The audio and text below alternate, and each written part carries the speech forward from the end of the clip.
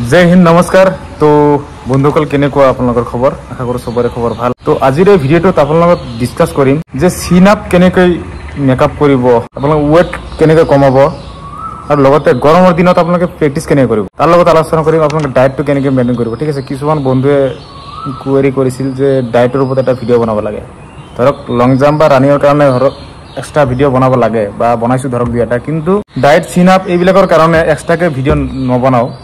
এটা ভিডিওতে মেকআপ হৈ যাব, ইমান ইম্পৰ্টেন্ট নহয় বাৰু। তো ভিডিও বনাম বুলি বহুত আগৰ পৰা ভাবি আছিলো, মানে মোৰ এই ফ্ৰেণ্ডক পোৱা নাছিলো, মানে পিছটো হঠাৎ আজি মানে ৰুমৰ পৰা গায়ব হৈ গ'ল, বিচাৰি নাপালো। ফোন কৰিলো ৰিচিভ নকৰিলে। আহি কেনে যেতিয়া ডিল শ্বিটত আমাৰ নিৰ্দিষ্ট স্থান আমাৰ ভিডিও বনোৱা এইটোৱে ডিল শ্বিট, আহি কেনে চাও আমাৰ শৰীফুলে সিক্ৰেট ষ্টাডি কৰি আছে। তো কিহৰ কাৰণে ষ্টাডি কৰি আছে ধৰক এইটো পিছলৈ গম পাব, মানে এটা बड़ी उड़ान की तैयारी चल रहा है, ये पिछले गम पा। तो भिडिओ बनोৱাৰ কাৰণে ধৰক এটা বস্তু হয়তো আপোনালোকে নোটিস কৰিছে যে কেৱল আমাৰ ব্যাকগ্ৰাউণ্ড এটাই দেখিবলৈ পাইছে চাগে। তো উপায় নাই, আমাৰ ব্যাকগ্ৰাউণ্ড এটাই, কাৰণ আপোনালোকে জানে যে আমি প্ৰশিক্ষণ অৱস্থাত আছো। তো এতিয়া যদি ফিল্ডত ভিডিও বনাবলৈ যাওঁ, ৰদ আছে, সেইটো এটা কথা।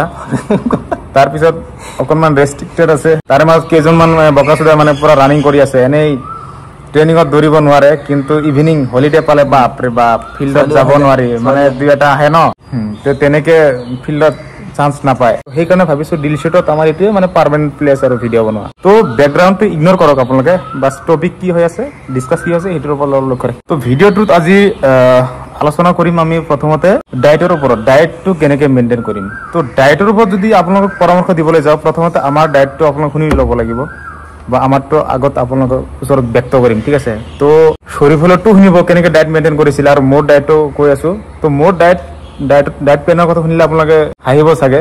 তেনেকে মানে ডায়েট প্লেন নাছিল বা ডায়েট মেইনটেইন কৰা নাছিলো মই। মেইন সঁচা কথা হ'ল কি, থাকিলেহে ডায়েট কৰিম, সেইটো কথা আছে ন, থাকিব লাগিব। ৰানিং কৰিবৰ কাৰণে মই যেতিয়া মানে ৰানিং কৰিবলৈ যাওঁ, ৰাতিপুৱা হয়তো চানা বুট আছে ন, সেইটো বুট যদি কেতিয়াবা ভিজাই ৰাখিছো তেতিয়াহ'লে খাই গৈছো, কেতিয়াবা দুই এটা নাইবা আহি কেনে খাইছো। তো বাকী ডায়েট মোৰ এটাই সেম, ৰাতিপুৱা ৰানিং চানিং কৰি আহি ডাইৰেক্ট ভাত, দুপৰীয়া ডাইৰেক্ট ভাত, ৰাতি ঠিক সেই ভাতে, আপোনালোকে খাই থাকিব নালাগে। তো ডায়েট বুলি কোৱাৰ লগে লগে কি কি বস্তু খায় সেইটোও আজিলৈকে হয়তো ভালদৰে গম নাপাওঁ বা জানিবলৈ চেষ্টাও কৰা নাই। ঠিক আছে, তো কিছুমানৰ কাৰণে হয়তো লাগজাৰী লাইফ, ফাষ্টফুড খাই ভাল পোৱা নাছিলা? ফাষ্টফুড মানে কি, ফাষ্টফুডটো খাই ভাল লাগে ঠিকে, কিন্তু মই নিজে ইচ্ছা কৰি মানে সেইবিলাক মানে খাবলৈ মানে চেষ্টা কৰা নাই, কিয়নো সেইবিলাক ফাষ্টফুড খালে মানে বহুত ক্ষতি হয়, মানে ৰানাৰ্ছসকলৰ কাৰণে বহুত ক্ষতি হয়। তো সেইটোৱে এভইড কৰিব লাগে, বহুত এভইড কৰিব লাগে এই ফাষ্টফুড জাতীয় বস্তুটো। ঠিক আছে, তো ডায়েট বুলি কোৱাৰ লগে লগে মোৰ এইখিনিয়ে বস্তু, একো নাই, কেৱল ভাবে আৰু। তো যদিও হঠাৎ মানে মা দেউতা ভাবিছে যে ল'ৰাটো ৰানিং কৰি আছে, ফল মূল খুৱাব লাগে চাগে, মানে বেলেগৰ মানে ওচৰৰ পাজৰ থাকে ন দুই এজন, তে ডায়েট মেইনটেইন কৰা, সেইবিলাক দেখি পেলাই ভাবে, মা দেউতাই ভাবে যে ফল মূল খুৱাব লাগে। তো তাকে ভাবি হঠাৎ দুই একদিন যদি এক আশা কল লৈ আহে, তো নেক্সট আৰু এক ডেৰ মাহ আৰু এই ফল মূল চকুৰে দেখা নাপাওঁ। তো এনেকুৱা আছিল ডায়েট প্লেন। আৰু যিদিন সেইদিনা চাগে দুদিনতে খাই দিয়া। যদি এক আশা কল দিছে এদিনতে মানে এক ৰাতিতে শেষ। তো তেনেকুৱা আছিল ডায়েট প্লেনটো। তো ডায়েট প্লেন কৰিব নোৱাৰাৰ বাবে কিছুমানে হয়তো ভাবে যে মোৰ ৰানিংটো এই কাৰণে ইম্প্ৰুভ হোৱা নাই নেকি, বা মোৰ প্ৰিপাৰেশ্যন ইয়াৰ কাৰণে মানে অকণমান বেয়া হৈ আছে নেকি, সেইটো ভাবিব নালাগে দেই। ঠিক আছে, তো শৰীফুলৰ ডায়েটটো কেনেকুৱা আছিল অকণমান শ্বৰ্টকৈ কৈ দিয়াচোন। মোৰ ধৰা তোমাৰ অলপ ওলোটা আছিল। একচুৱেলি তেওঁ মোৰ দাদাৰ নিচিনা, মোৰ দাদাও এবিধ পাইছে চাকৰি, মই ইউবিধ পাইছোঁ, একদম একে ঘৰৰ আমাৰ, মোৰ দাদা নিজৰ দাদা হয়, একদম বেলেগ বস্তু নাখায়। মই অলপ ওলোটা আছিলোঁ, দাদা ডাঙৰ আছিলে সৰু। মই ফাষ্টফুড বিৰাট ভাল পাওঁ খাই পেলাই, ইটো সিটো বজাৰত গ'লে মানে খাওঁৱেই, ভাত নাখাওঁৱেই, সেইকাৰণে ঘৰত বহুত গালিও শুনিছোঁ। অৱশ্যে ফাষ্টফুড খালেও ৰানিংটো ভাল আছিল, এইটো কাৰণে মানে আমি একো খোৱা নাছিলোঁ বেলেগ বস্তু। এইটো এটা ডাঙৰ মানে ৰানিঙৰ কাৰণে এটা বহুত হয়তো ক'ব পাৰে এই শিখৰ খাই দেখোন কোনোবাই দৌৰিব পাৰে, এইটো মিছা কথা, এইবোৰ ভুল ধাৰণা। কোনোবাই গড গিফ্টেড হয় কাৰোবাৰ ৰানিং, এই শিখৰ খালেও পাৰে, এইটো এটা বেলেগ চেপ্টাৰ। কাৰোবাৰ কোনোবাই ড্ৰিংকছো কৰে, সেইটো বেলেগ, এইটো গড গিফ্টেড ৰানিং হয় সিহঁতৰ। আৰু আপোনাৰ যদি গড গিফ্টেড হয়, আপুনি ভিডিঅ' নাচালেও ভাল হ'ব। যদি একদম পুৰা একদম মিল খাচিং আপুনি ভিডিঅ' নাচালেও হ'ব। সেইটো কাৰণে কওঁ, আপোনালোকে প্ৰথমতে আপোনালোকে এইবোৰ এভইড কৰক, এই গুটখা, শিখৰ, বিভিন্ন ধৰণৰ কেপি, পাণ, তামোল এইবোৰ খোৱা এভইড কৰক। বাকি ডায়েটটো ক্ষেত্ৰত মই তেনেকুৱা মেইনটেইন কৰা নাছিলো আৰু এইবোৰ মেইনটেইন কৰিব পৰা নাযায়ও এটা লং দিনৰ কাৰণে তুমি ইমান এটা ডায়েট এমটি এথলেটিক্স নহয় তেনেকুৱা নহয় মানে এসপ্তাহ 10 দিন কিছুমান চলে কিছুমান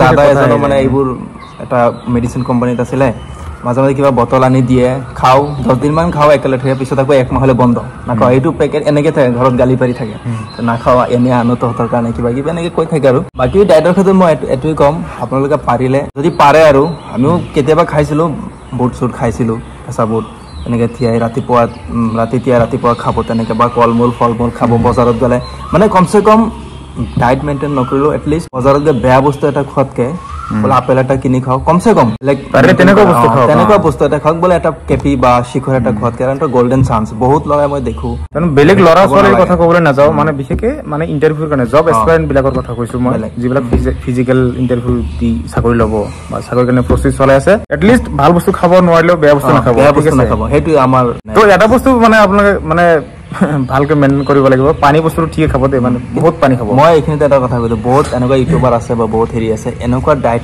কিছুমান দিব যে এইকেইটা খালেহে ৰানিং হ'ব কিন্তু সেইবোৰ চাই আপোনালোকে বহুত আমিও ডিমোটিভেট হৈছিলো ডিপ্ৰেছনত যাব যে এইবোৰ আমি নাখাও এইটো কাৰণে চাগে আমাৰ ৰানিং নাহে তেনেকুৱা কোনো চক্কৰ পৰিব নালাগে এইবোৰ চক্কৰ পৰিব নালাগে আপুনি ভালকে প্ৰেক্টিছ কৰক আৰু যদি আছে পাৰিলে আপুনি গাখীৰ খাওক এইটো কোনো বেয়া নহয় বা আপুনি মই কোৱা ধৰে ফলমূল খাওক কিবা খাওক বুট খাওক একো বেয়া কথা নহয় কিন্তু এইবোৰ বেয়া বস্তুবোৰ বেয়া কাম আৰু বহুত বেয়া কাম আছে যিটো নেকি হয়তো ক'ব নোৱাৰি মোবাইলত যিবোৰ আমাৰ ছোৱালীয়ে চাই আছে তেওঁলোকক আমাৰ ভনীহঁতে চাই আছে তেওঁলোকৰ কাৰণে হয়তো ক'ব নোৱাৰিম কিছুমান কাম আছে আমাৰ ল'ৰাবিলাকৰ সেইটো এভইড কৰিব লাগে মতলব সুধাৰ যাও শৰ্টকে ক'ব লাগে তো ঠিক আছে ইয়াৰ পিছত ধৰক এতিয়া গৰমৰ সিজন তো গৰমৰ সিজন আপোনালোকে প্ৰেক্টিছ কেনেকৈ কৰিব গৰমৰ সিজন ধৰক মানে আমিও কৈছো যে যিমান ধৰক 2-3 টাইম প্ৰেক্টিছ কৰিব পাৰিলে ভাল 3 টাইম তো এতিয়া বৰ্তমান পসিবল নহয় যত সম্ভৱ চেষ্টা কৰিব যদি 2 টাইম ৰানিং কৰিব পাৰে তো এতিয়া এই গৰমৰ সিজনত বেছি নকও মানে জাস্ট 3 টাইম ৰানিং নকৰিব যোনে 3 টাইম ৰানিং কৰিব হি অবভিয়াছলি ৰদত কৰিব এটা টাইম তো ৰদত প্ৰেক্টিছ নকৰিব মই ৰিকুৱেষ্ট কৰিছো হাত জোৰ কৰি কিয়নো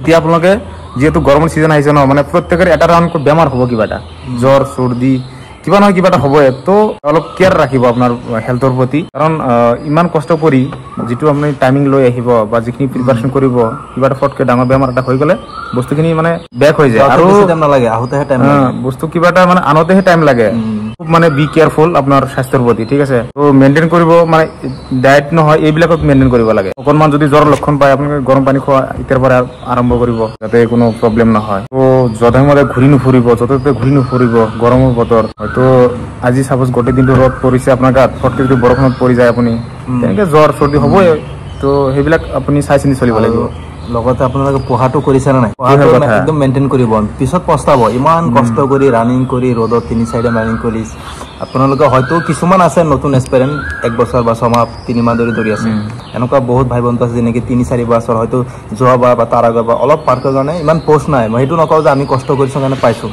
যথেষ্ট ল'ৰা ছোৱালী আছে কষ্ট কৰাৰ পিছতো কাৰণ ভেকেন্সি ইমান সবৰ কাৰণে উপলব্ধি নাথাকে যে সবেই চাকৰি পাব তেনেকুৱা নহয় 2-1 মাৰ্কৰ কাৰণে কোনোবাই নাপায় পইণ্টৰ কাৰণে তো আমিও গম পাওঁ আমিও বহুত ইন্টাৰভিউ দিছো আগতে গতিকে আপোনালোকে ডিসএপয়েন্টেড নহব হৈ থাকিব এতিয়াৰ পৰা নহলে পিছত একদম পস্তাব তো ঠিক আছে ইয়াৰ পিছত আহিল সিনাপৰ কাৰণে কিছু মানে কোৱেশ্চন কৰি আছিল যে সিনাপৰ ভিডিও লাগে সিনাপৰ কাৰণে এক্সট্ৰা ভিডিও বনাব লাগে এটো শুনি ৰাখক সিনাপৰ কাৰণে জাস্ট দুটা বস্তু লাগিব আপোনাৰ বাহত শক্তি লাগিব আৰু ওয়েট কম থাকিব লাগিব ওয়েট কমৰ কাৰণে জাস্ট কি একচুয়ালি ডায়েটৰ কথা যে কৈছিল আগতে ডায়েট মানে সেইবিলাক মানুহে মেইনটেইন কৰিব লাগে যিবিলাকৰ ওয়েট বেছি ওয়েট কমাবৰ কাৰণে চেষ্টা কৰিছে সেই সকলে মেইনটেইন কৰিব পাৰে ঠিক আছে তো জেনৰ নিচিনা হলে হ'ব দে মই কমান্ডটো পাস কৰিছো পিছত ভিডিও আহিব এডমিট কাৰ্ডৰ হৈতে তো কি হল মানে আপোনাৰ ওয়েট কমাব যদি ওয়েট কম থাকে আপোনাৰ সিনাপ অটোমেটিকলি আহি যাব 100% এখিনি মনত ৰাখক বেছি কথা শুনিব নালাগে বা বেছি ভিডিও চাব নালাগে দুটা বস্তু লাগিব যে আপোনাৰ ওয়েট কম থাকিব লাগিব আৰু বাহত বল থাকিব লাগিব যদি বাহত বল কম থাকে যদি আপোনাৰ ওয়েট কম থাকে আপুনি ইজিলি মাৰিব পাৰিব একচুয়ালি মোৰো মানে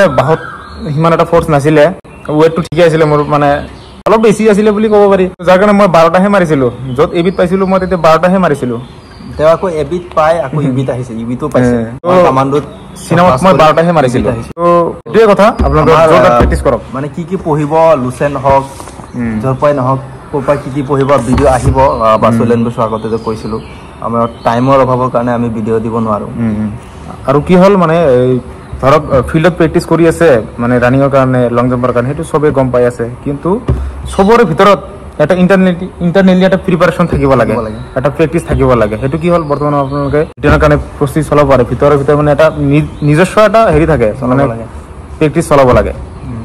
এইটো চিক্ৰেট হয় চবৰে, ঠিক আছে। তো এইখিনি আছিল ভিডিঅ'টোৰ মাজত ক'বলগীয়া। তো ভিডিঅ'টো চোৱাৰ কাৰণে বহুত বহুত ধন্যবাদ থাকিলে আপোনালোকলৈ। জয় হিন্দ, জয় ভাৰত।